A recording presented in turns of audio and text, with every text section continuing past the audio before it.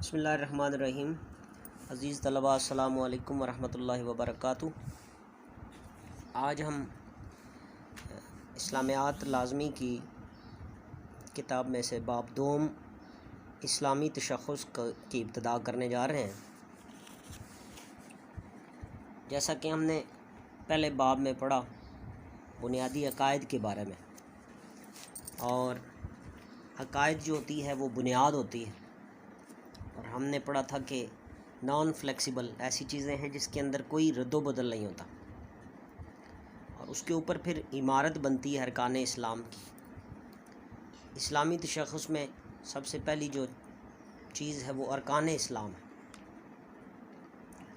یہ بنیادی اعمال ہیں جن پر اسلام کی عمارت قائم ہے۔ یہ سارے ارکان اسلام کہلاتے ہیں، جن کی تعداد 5 ہے۔ آقا علیہ الصلوۃ والسلام کا ارشاد گرامی ہے، دیکھیے حدیث مبارکہ، بنی الاسلام علی خمس شہادت اللہ الہ الا اللہ وان محمدا عبدہ ورسولہ واقام الصلاۃ وایتاء الزکوٰۃ والحج وصوم رمضان۔ یہ متفق علیہ حدیث پاک ہے۔ متفق علیہ عزیز طلباء اس حدیث پاک کو کہتے ہیں کہ جو بخاری شریف میں بھی موجود ہو اور مسلم شریف میں موجود ہو۔ یہ دیکھیے دونوں حوالے لکھے ہوئے ہیں، بخاری اور مسلم۔ یہ بخاری اور مسلم دونوں میں حدیث مبارکہ کیا ہے، موجود ہے۔ اس کا ترجمہ دیکھیے، اسلام کی بنیاد 5 باتوں پر ہے۔ اس بات کی شہادت دینا کہ اللہ کے سوا کوئی معبود نہیں، اور حضرت محمد صلی اللہ علیہ وسلم اللہ کے بندے اور اس کے آخری رسول ہیں۔ اور پھر فرمایا نماز قائم کرنا، زکوٰۃ دینا، حج کرنا اور رمضان کے روزے رکھنا۔ گویا اس حدیث پاک کے اندر 5 ارکان اسلام کو کیا کر دیا گیا، بیان کر دیا گیا، یعنی کہ اس کے اوپر اعمال کی بنیاد ہے۔ یہ 5 وہ چیزیں ہیں جس پر اسلام کی عمارت کیا ہے، قائم ہے۔ بنیادی عقائد پہلا باب میں نے بتایا تھا آپ کو کہ اگر بنیاد مضبوط ہوگی تو اس کے اوپر بننے والی عمارت بھی کیا ہوگی، مضبوط ہوگی۔ تو اگر عقائد بہتر ہوئے، عقائد اچھے ہوئے، تو اس کے اوپر بننے والی ارکان اسلام کی عمارت بھی کیا ہوگی، اچھی ہوگی۔ اب عزیز طلباء، سب سے پہلے ارکان اسلام میں جو چیز ہے وہ ہے کلمہ شہادت۔ یہ سب سے پہلا اور بنیادی رکن ہے، کلمہ شہادت۔ اور اس کے اندر 2 چیزیں بیان کی گئی ہیں۔ پہلی چیز کیا ہے کہ اس بات کا اقرار اور اعتراف کرنا کہ اللہ کے سوا کوئی معبود نہیں، اور حضرت محمد صلی اللہ علیہ وسلم اللہ کے بندے اور اس کے کیا ہیں، رسول ہیں۔ اب ہم پڑھتے ہیں کلمہ شہادت۔ فرمایا اشہد اللہ الہ الا اللہ وحدہ لا شریک لہ واشہد ان محمدا عبدہ ورسولہ۔ دیکھیں 2 حصے ہیں۔ پہلا حصہ فرمایا اشہد، میں گواہی دیتا ہوں، اللہ الہ الا اللہ کہ اللہ کے سوا کوئی معبود نہیں، وحدہ کہ وہ اکیلا ہے، لا شریک لہ کہ اس کا کوئی شریک نہیں۔ یہاں تک یہ پہلا حصہ اس کلمہ شہادت کا کیا ہوا، مکمل ہوا۔ اب دوسرے حصے کو دیکھتے ہیں۔ واشہد، اور میں گواہی دیتا ہوں، ان محمدً عبدہ ورسولہ کہ محمد صلی اللہ علیہ وسلم اس کے بندے اور کیا ہیں، رسول ہیں۔ پتہ چلا کہ یہ کلمہ شہادت ہے۔ اس کلمہ شہادت کے اندر 2 چیزیں موجود ہیں۔ پہلی توحید کا اقرار، اور پھر کیا، رسالت کا اقرار۔ توحید اور رسالت، گویا توحید اور رسالت کا اقرار کرنا ہی کیا ہے، کلمہ شہادت ہے۔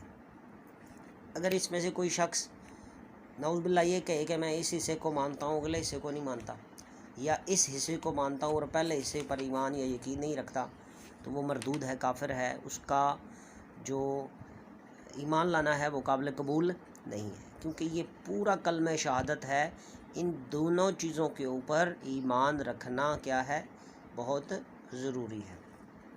اب پہلا حصہ اللہ تعالیٰ کی وحدانیت پر مشتمل ہے، اور دوسرا حصہ آقا صلی اللہ علیہ وسلم کی رسالت کا بیان ہے۔ ظاہراً تو یہ توحید اور رسالت الگ الگ لگ رہی ہے کہ توحید الگ ہے اور رسالت الگ ہے۔ بے شک توحید رب تعالیٰ کا ایک ہونا ہے، اور رسالت آقا علیہ الصلوۃ والسلام کی نبوت کا اقرار کرنا ہے، لیکن اللہ رب العزت قرآن مجید فرقان حمید میں ارشاد فرما رہے ہیں، دیکھیے اگلے صفحے پر ہے آیت مبارکہ، سورہ النساء آیت نمبر 80 ہے، من یطع الرسول فقد اطاع اللہ، جس نے رسول کی اطاعت کی گویا اس نے اللہ کی اطاعت کی۔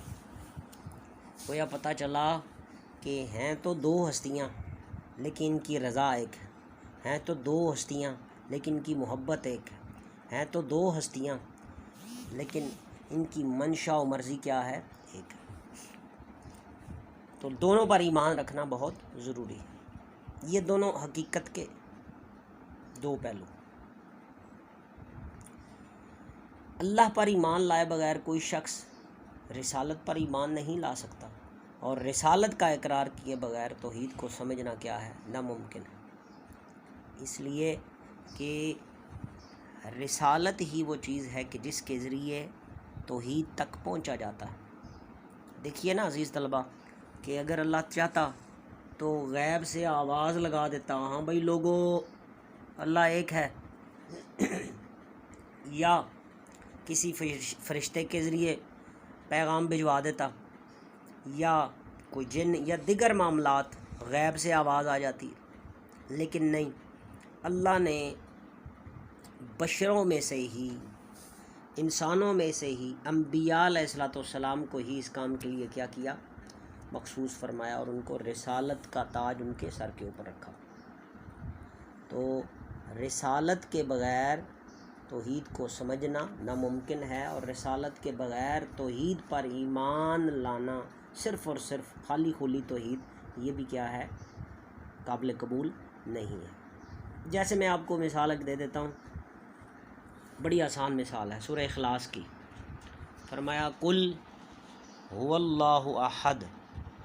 اب یہ توحید، سورہ توحید، اس کا نام ہی سورہ توحید ہے، سورہ اخلاص ہے، لیکن دیکھیے کہ اللہ رب العزت اپنے توحید کو ہم تک پہنچانے کے لیے رسالت کا ذریعہ اختیار فرما رہا ہے۔ فرمایا قل، اے پیارے محبوب صلی اللہ علیہ وسلم آپ فرما دیجئے کہ هو اللہ احد، کہ وہ اللہ کیا ہے، ایک ہے۔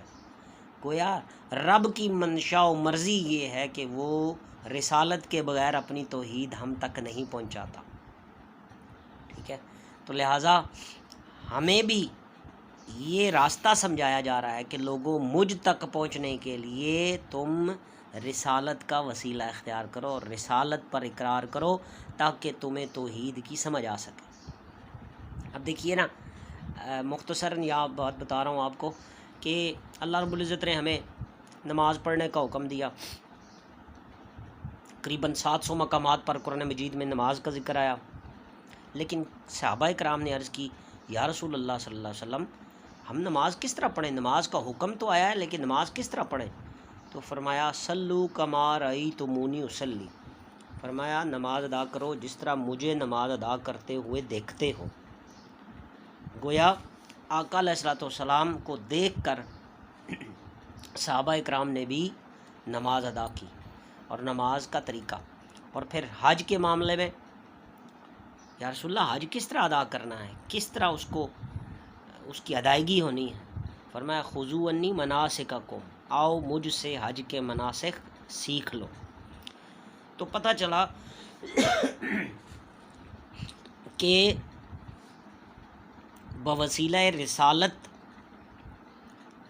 توحید تک پہنچنا ہی کیا ہے، ممکن ہے، اور توحید کو حضور صلی اللہ علیہ وسلم کی رسالت کے ذریعے ہی اچھے طریقے سے سمجھا جا سکتا ہے۔ آئیے اب کچھ مثالیں دیکھتے ہیں ایمان باللہ کی اہمیت کے اوپر۔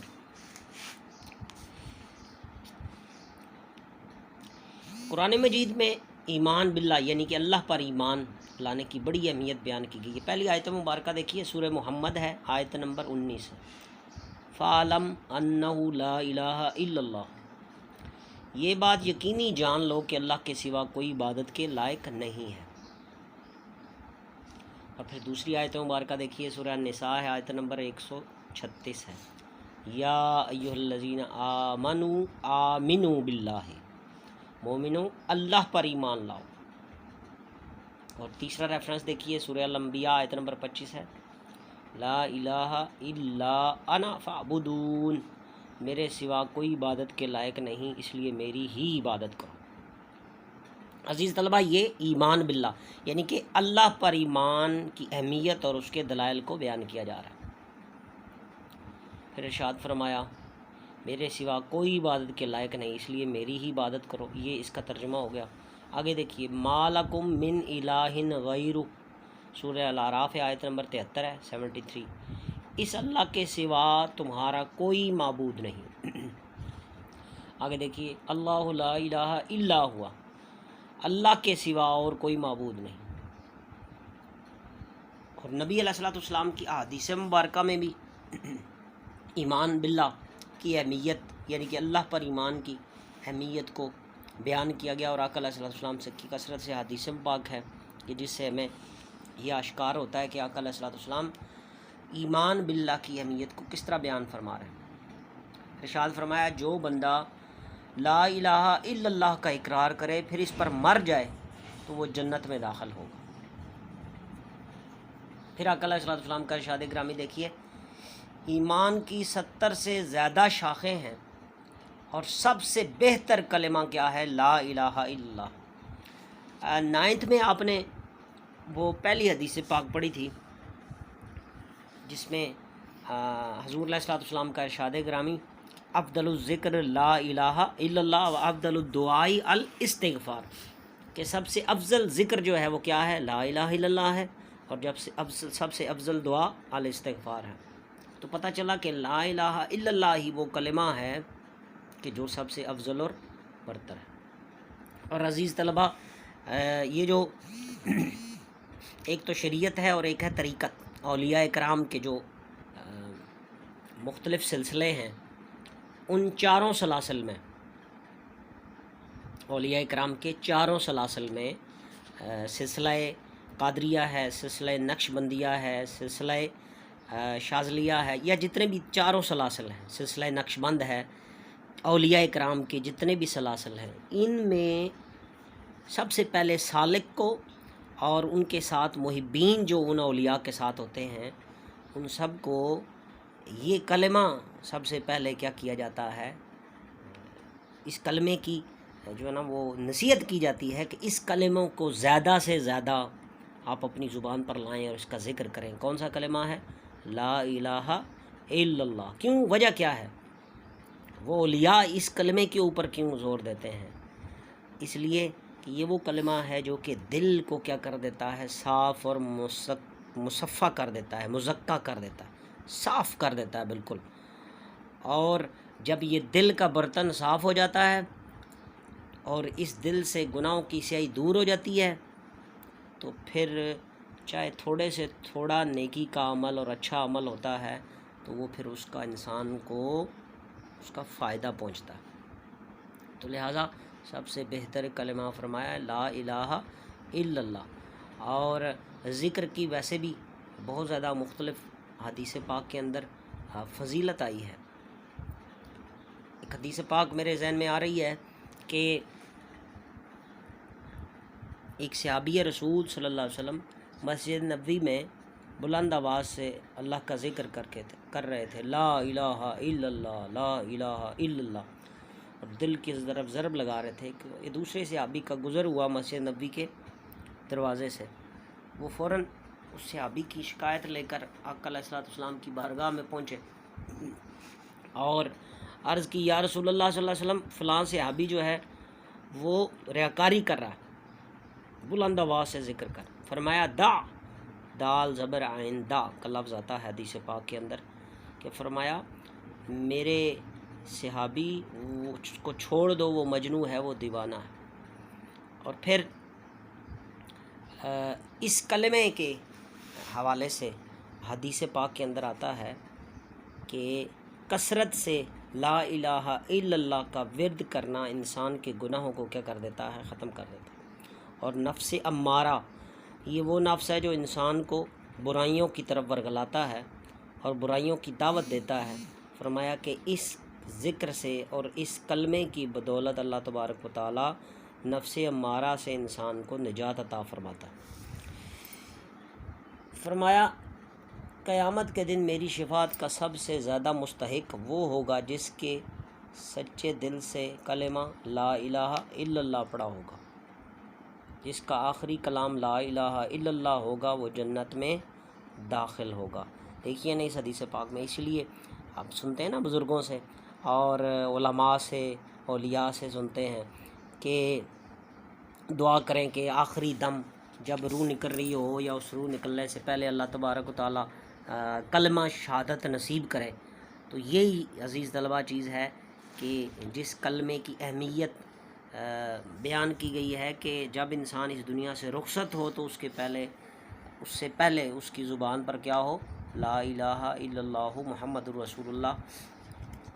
اور پھر آگے آ رہا ہے جی ایمان بالرسول کی اہمیت. کلمہ شہادت کے دوسرے حصے میں رسالت کا اقرار ہے.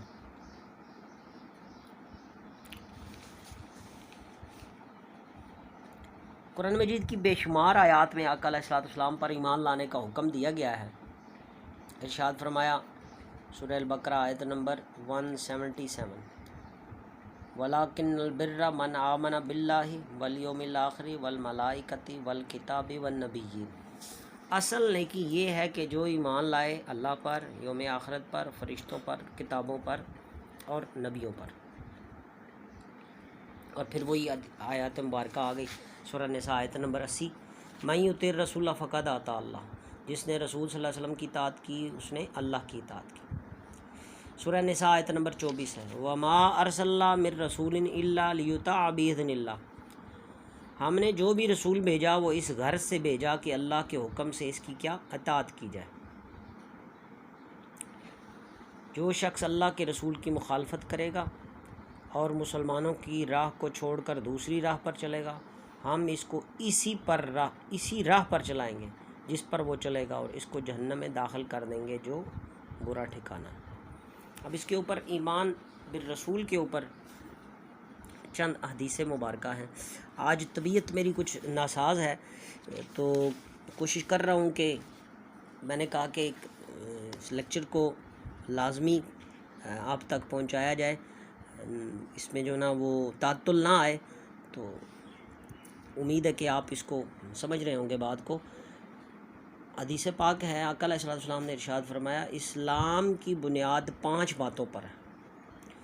پہلی بات یہ ہے اس بات کی گواہی دینا کہ اللہ کے سوا کوئی معبود نہیں اور محمد صلی اللہ علیہ وسلم اللہ کے بندے اور اس کے رسول ہیں. نمبر 2، حضرت جبرائیل علیہ السلام نے آپ صلی اللہ علیہ وسلم سے پوچھا اسلام کیا ہے، تو آپ صلی اللہ علیہ وسلم نے سب سے پہلی جو بات بتلائی وہ یہ ہے، اسلام یہ ہے کہ تو گواہی دے کہ اللہ کے سوا کوئی معبود نہیں اور حضرت محمد صلی اللہ علیہ وسلم اللہ کے رسول ہیں. اور تیسری آقا علیہ السلام نے ارشاد فرمایا جس چیز کا میں تمہیں حکم دوں اس پر عمل کرو اور جس چیز سے تمہیں منع کروں اس سے کیا آ جاؤ، باز آ جاؤ. آج میں آپ کو تھوڑی تفصیلات نہیں بتا سکتا طبیعت کی وجہ سے، تو آپ اسی پر اکتفا کریں. چوتھی حدیث پاک ہے، آقا علیہ السلام نے ایک موقع پر اللہ اور رسول صلی اللہ علیہ وسلم پر ایمان لانے کی یوں فضیلت بیان فرمائی، اس نے ایمان کی لذت کو پا لیا جو اس بات پر راضی ہو گیا کہ اللہ اس کا رب، اسلام اس کا دین اور محمد صلی اللہ علیہ وسلم اس کے کیا ہیں، رسول ہیں. جہاں پر ہم نے ایمان باللہ پڑھا کہ اللہ پر ایمان، وہیں پر ایمان بالرسالت کی بھی تاکید آئی. کس میں؟ قرآن مجید میں 12 مقامات پر اور پھر حضور علیہ السلام کی حدیث مبارکہ. اب دیکھتے ہیں کہ کلمہ شہادت کے نتائج اور اثرات کیا ہیں. کہ جو شخص کلمہ شہادت کا اقرار کر لیتا ہے تو اس کی شخصیت کے اوپر کیا اثرات ہوتے ہیں. تو فرمایا کلمہ شہادت کا اقرار کرنے سے تمام باطل نظریات کا رد ہو جاتا ہے. دوسرا فرمایا کلمہ شہادت دنیا کے تمام لوگوں کو اتحاد اور مساوات کی لڑی میں منسلک کر دیتا ہے. تیسرا فرمایا شہادت و بہادری کا جذبہ پیدا ہوتا ہے. پھر فرمایا کہ کلمہ شہادت عظمت انسان کا ضامن ہے. اور پانچواں ارشاد فرمایا کہ رسالت کے مقام کا صحیح تعین ہوتا ہے اور افراد و تفرید سے انسان بچ جاتا ہے. افراد و تفرید کا مطلب ہوتا ہے بہت زیادہ کم یا بہت زیادہ یا بہت کم. افراد و تفرید سے یہ مراد ہے. کلمہ شہادت کا اقرار کرنے سے انسان میں ذمہ داری کا احساس پیدا ہوتا ہے، وسیع النظری پیدا ہوتی ہے اور تنگ نظری کا شکار نہیں ہوتا. انسان کی شخصیت میں نکھار پیدا ہوتا ہے اور اخلاق حسنہ کو کیا کرتا ہے، اپناتا ہے. تو یہ عزیز طلبہ کلمہ شہادت کے حوالے سے ہم نے پڑھا کہ ایمان باللہ اور ایمان بالرسول. یقیناً آپ نے اس کو دیکھا ہوگا. امید ہے کہ اس کو بہتر انداز سے آپ گھر میں تیار کریں گے، اس کو ریوائز کریں گے اور ریوائز کر کے اپنے قلوب و ذہان کو بھی معطر کریں گے اور امتحانی پوائنٹ آف ویو سے بھی تیاری کریں گے. تو اللہ رب العزت ہم سب پر کرم فرمایا، ہم سب کی حفاظت فرمایا. السلام علیکم ورحمۃ اللہ وبرکاتہ.